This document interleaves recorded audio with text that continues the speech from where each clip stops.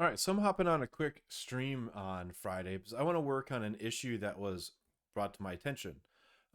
In the new front end theme for Drupal, it's called Olivero. They're working on allowing changing like the main primary color, and they're doing it in some really cool ways using CSS variables and HSL format. Honestly, I don't do a lot of front end, so I have no idea what that is. But what it allows you to do is paste like a hex value and change the default theme, and it does all these cool different transitions. I don't have a site running, so I can't show it off exactly. Normally there's a, what do you want to call it? Tugboat builds environments, but I can't figure out why the link's not there. But one example is this item in the upper left is the header, and that's usually a, what we say, blue theme. And in this, it allows you to change it to be different colors. And I was linked to the merge request, and in the merge request, it has this function called HEX to HSL, which is in this branch. And one, it needs to be renamed to Olivero HEX to HSL to make it more conventional. And one thing they brought up is unit testing it to verify the output. Now it actually has some indirect testing via JavaScript, like it goes through, manipulates the form, and verifies the colors on the front end. But we're going to add a PHP unit test to verify this function is working as it would be. So I'm going to go ahead, and I've checked out the branch already. I took some time to get ahead of myself. So let's go find this function. Come on, PHP Storm. All right, so we are here, and you can see converts hex colors to strings of HSL values copied from some examples over here. First, let's go ahead and do a refactor per the suggestion of Olivero hex to HSL, because in Drupal we still use, for functions we use snake case, that's what it's called. So let's rename this to that, and actually we need to rename this the hex string. Great. Now let's go find the usages of this real quick. And there we go. So it's in pre-processed HTML. So what it does is it takes the brand color key, converts it to the HSL, and uses that to set an attribute on the HTML or on the body, and that sets the primary hue, primary saturation, and lightness, and these are used via CSS variables to customize the theme. What I think is super cool about this is I'm a huge Tailwind CSS fan, and it's bringing the beautifulness of Tailwind into Drupal and customizing themes. Now, a lot of people may not necessarily like Tailwind because of the utility, but the one cool part that I've always loved about the underworkings of Tailwind is its leverage of CSS variables.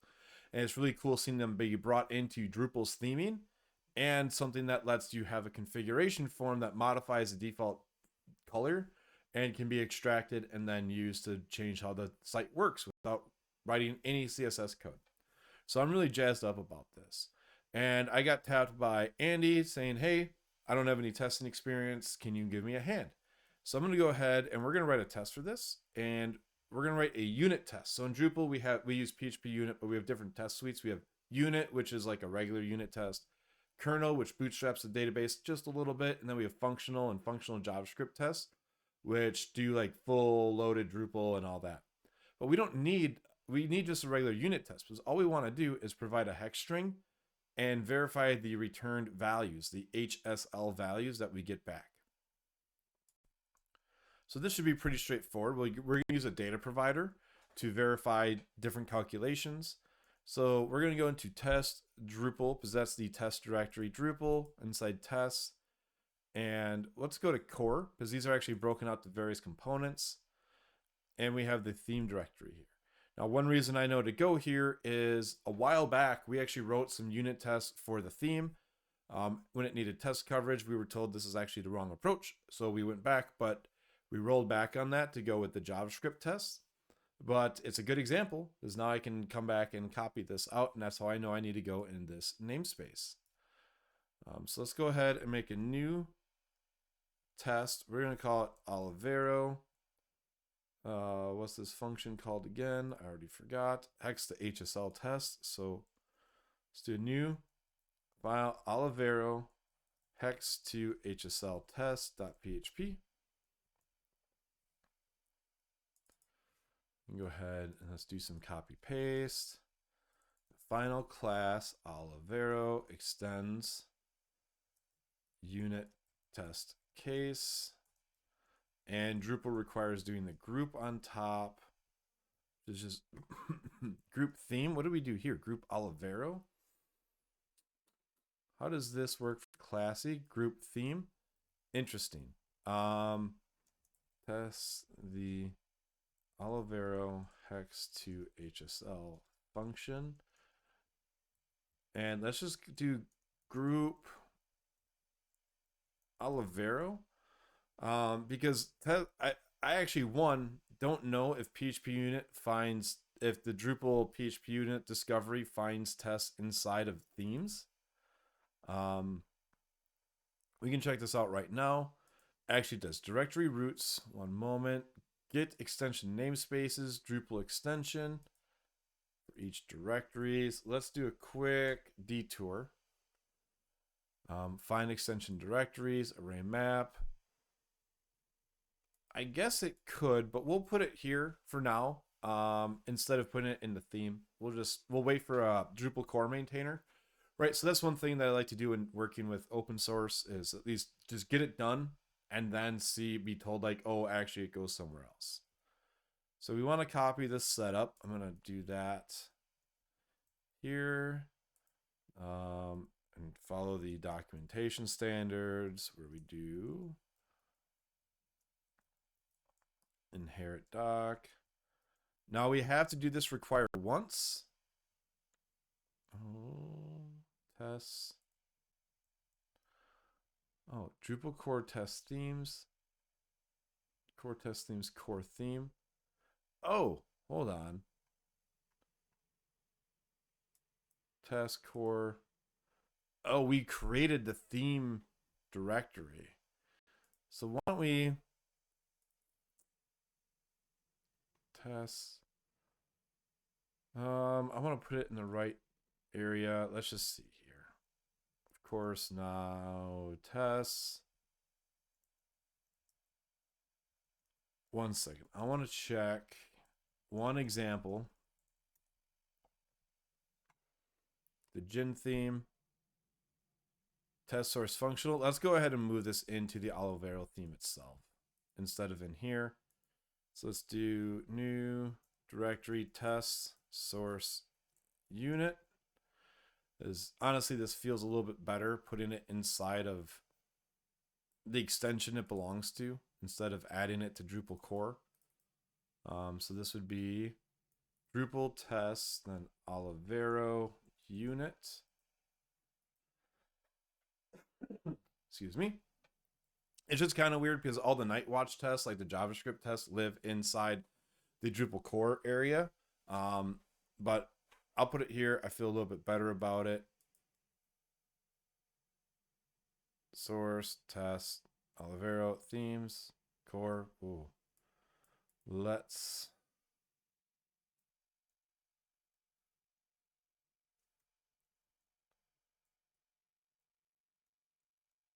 Where does this bring us now? Command click. That's to Olivero. And we want to include our Olivero theme so we can get the function. All right, let's first do, so we're going to do public function test hex to HLL, void, and in this theme, where do we have the function here? Let's do a, we're going to have string hex code, array expected HSL. So we'll start there, and what we can do just self assert equals expected is the expected HSL, and then Olivero. So there's our test right there. Obviously, it's not going to run because we don't have a data provider yet. So let's go ahead and we'll just fill out this documentation block real quick. The expected HSL result, HSL, we'll say values, the hex code, and test hex to HSL conversion. And actually, I want to rename this just to be hex instead of, or we'll say hex string because that's what it is in the parent. So why not? Nope, I prefer just hex. Sure, we'll do that. So now we need to create a data provider. So we'll do the annotation data provider.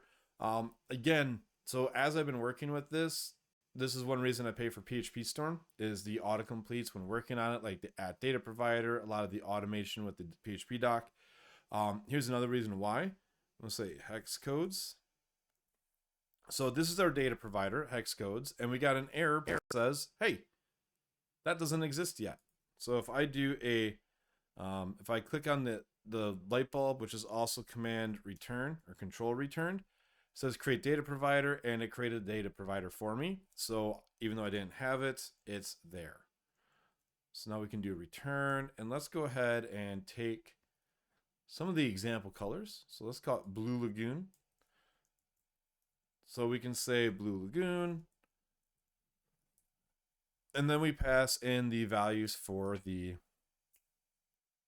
what do you call it? The data provider. So this means that our test is going to be labeled Blue Lagoon, and now we're doing the parameters. So first value is the hex code, and then we have the expected HSL, which is going to be 202, 79, and 50. So before we get too far, let's just run it and make sure that it's passing. And I'm just going to quick do some tidying up here. Data provider of hex codes and HSL values. The values. Sorry, the test data. Let's call it test data. And now I'm going to go ahead and run this inside my PHP Storm. Oh, hold on. Require composer. Let me just do a composer install real quick because I have a dated composer lock or auto load probably. So let's let run. I forgot to do that beforehand. Cannot locate. Oh. Okay, it's dumping. All right, great. That ran. So let's try this again. We should be good. And it passed. Hooray. So let's go ahead and we're going to scale this out. So we got Firehouse. These are all proposed labels, I believe. So Firehouse, Ice. I'm horrible at naming things, so props to whoever actually came up with this. Plum and Slate. So Firehouse, and that is going to be, they got copied over from Bartik. Oh, interesting. Had no idea. Okay, so Bartik, oh, because Bartik had color integration. So that's why, that's where they came from. 35.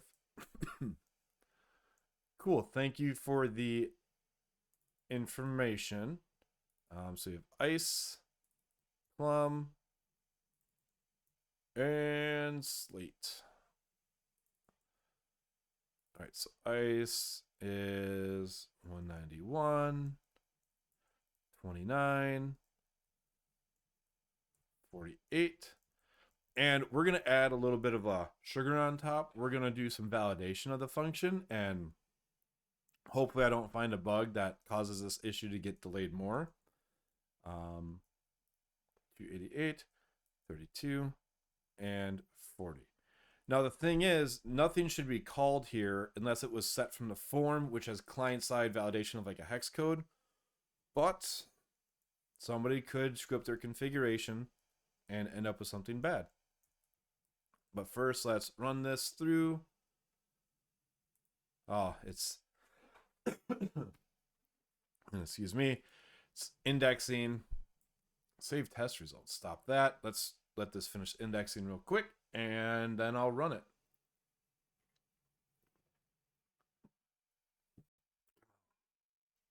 And this will make for a nice end of Friday little stream and contribution.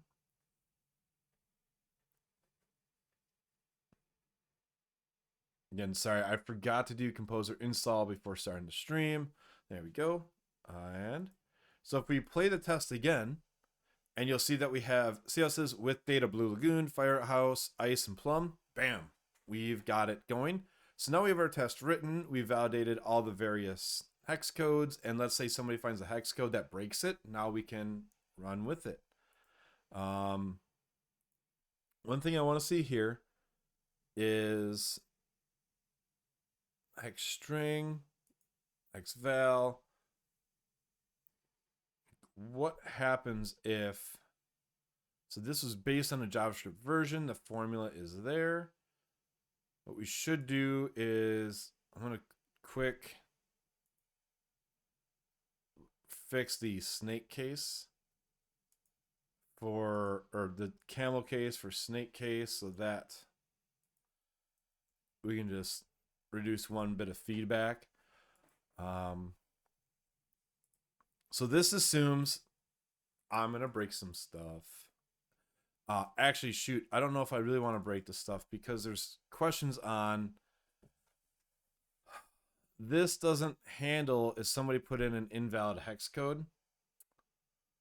Yeah, you're a JS dev, so you don't have to deal with this stuff.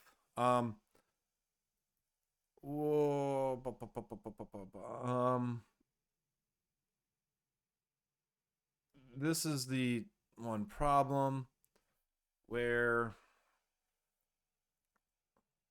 all right, usually I like to have the data provider right after a test and then make my next test. So let's do public function test invalid hex code. Let's just say invalid hex. This is a void, and I don't know how we want to handle this, but self so equals, let's say it's going to turn out to be 000, Olivero. Like, what happens if somebody only passes in a 3-letter hex code?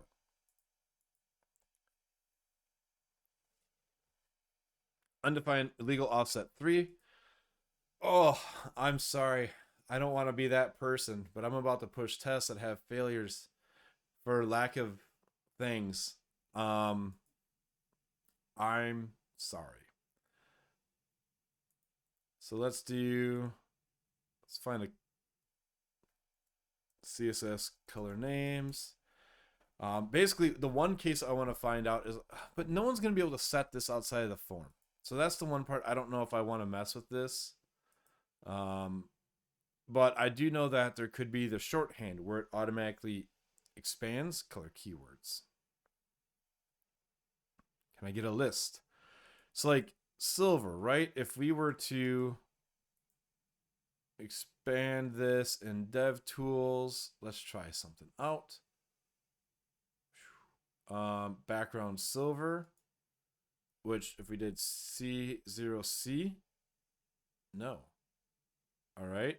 I'm not a front-end person, so I have no idea. So I was hoping that C0C would turn out to be the same, but it's not. It doesn't repeat itself. So I guess that must only work if you have things that are the same short code. So maybe that's not going to happen.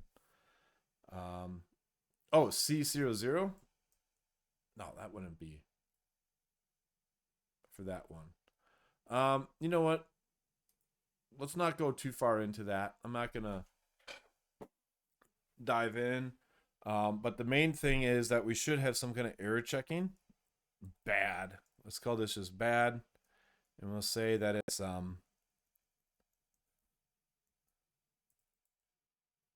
too short. So let's just name this one too short. And what will happen is if somebody puts in a hex code that's too short, it's going to return zeros all around, which would be black. Yeah. And let's make a note, verify that invalid hex code, hex values do not cause an error. So at least, I don't know if this is the right way to do it, but it's going to create a conversation from the Drupal core maintainers. Too long.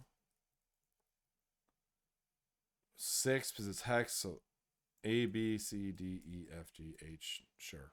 1, 2, 3, 4, 5, 6, 7, 8. Good enough.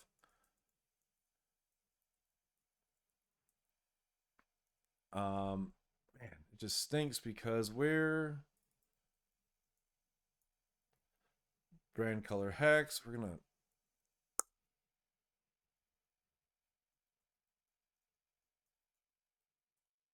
just take care of that too real quick. This base primary color is in the form. It's like it's in the form, it's a text field, and it has the pattern behind it. So like I know it's going to be validated, but what we need to do is basically we should run this inside that function just in case somebody does something that they shouldn't do. So we have this hex val, and then if not preg match, that's the filter. Well, first, before I do that, let's do some test-driven development. I wrote my test cases. We run through it, and we see what happens.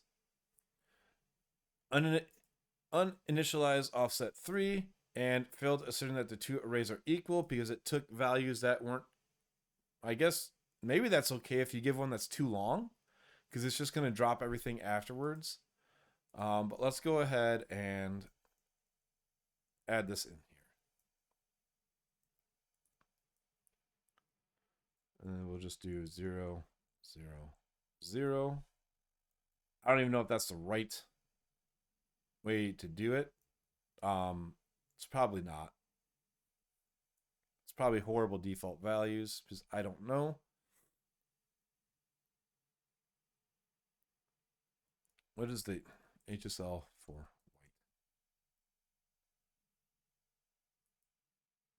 Oh, I kicked on this. Let's just give me, there we go. We'll do 0, 100, and 0 is what will make the default. There should be a backend validation as well. Yeah. So there is on this text submit, so that pattern, so that everybody can know. With Drupal, so when you specify this pattern, it does implement the HTML5 client-side validation, but also inside the form element text field, if I can find it, pre-render, no. Really callback, oh, where is it here? Process pattern. So actually, inside that, when you set the pattern, it pushes it as the HTML5 attribute and then sets backend validation and executes the pattern itself. So maybe that's going to be okay, and I'm going to skip it. I'm not going to add this test coverage because it'll just add more confusion. It's just, what if somebody deployed invalid configuration? But that's an edge case. That means somebody manipulated their configuration by hand, and they shouldn't have done that. So let's not go down that rabbit hole. So that way we can try to get this to land as soon as possible. So I will not push that forward. We have the test here. What is this one? Array shape? No, you can't add that attribute. That's a PHP Storm thing. Let's go ahead and review the differences. So new test, boom, Olivero theme. Just changed a few naming things to hopefully get PHP CS to pass faster. And I'm going to commit this. Right? You got the inherit doc, test, cert equals. We got the various data sets, and boom. Good enough for me. So one thing to note too. So in here, I know I use the data provider, but I could have just as easily added a whole bunch of assert equals, like just added them in. I just like the data provider pattern because it makes it easier to expand that test. What if there's more that we wanted to do, or what if there's, the hex to HSL, but then we need to modify the output here. It just makes it a lot easier to maintain this test instead of having this line repeated 6 times or 7 times. It makes it easier to maintain. So let's go there and add unit test for hex to HSL conversion. Let's do commit and push.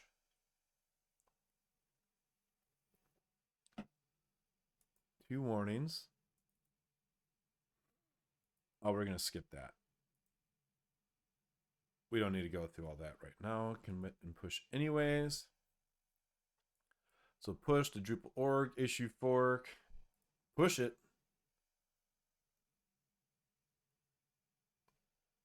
And boom, there we go. So commits. Let's copy that hash. Is that going to copy a link to it? No, it's not. Let's copy that link address and we'll go comment on there. So let's go back to it. Resolved, resolved, resolved. Blah, blah, blah, blah, blah.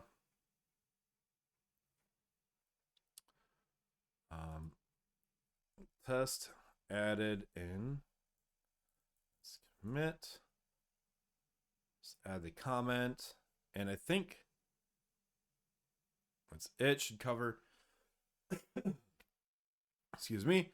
So yeah, so I'd argue that this, I agree that the Night Watch test verified it, but it's nice having 2 ways of coverage. Test coverage added in blah via PHP Unit as well.